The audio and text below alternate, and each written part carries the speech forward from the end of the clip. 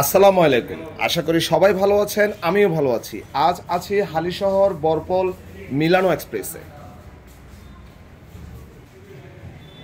সাথে আছে রাসেল, ফজলু, মোহন, বাবু। তাই মিলানো এক্সপ্রেসের খাওয়া দাওয়া এবং পরিবেশের ছোট্ট একটা ভিডিও নিয়ে হাজির হলাম। ছোট পরিসরে সুন্দরভাবে সাজানো গোছানো ছিল, তবে আজকের গ্যাদারিংটা একটু বেশি ছিল। আমাদের বাজেট ছিল 2000। মোহন ভাই 2000 টাকা বাজেটে আমাদেরকে সীমাবদ্ধ করে দিছে, কিন্তু মেনুতে দেখি 2000 টাকা বাজেটের মধ্যে খাওয়ার পাওয়াটা খুব টাফ 5 জনের। তারপরে দেখি আমরা পানি আর কোক দেখি আমরা কি খাবার অর্ডার করি 2000 টাকার মধ্যে।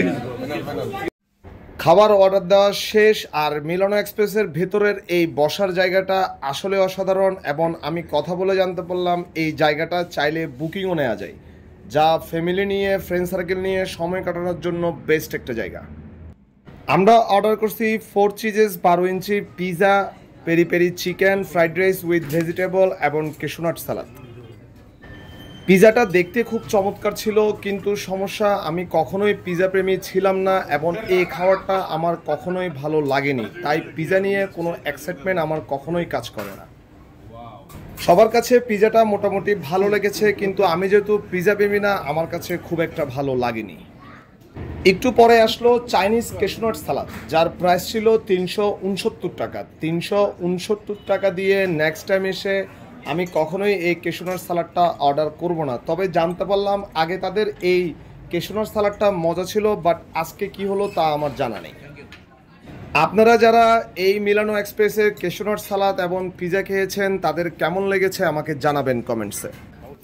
তারপর এসে হাজির হলো পেরি পেরি চিকেন মিল, যার প্রাইস ছিল প্রতি প্লেটের 429 টাকা, যেটা আসলে অনেক মজার ছিল। এবং আজকের দিনের বেস্ট আইটেম ছিল এই peri peri chicken with fried rice এবং ভেজিটেবল প্লেটারটা।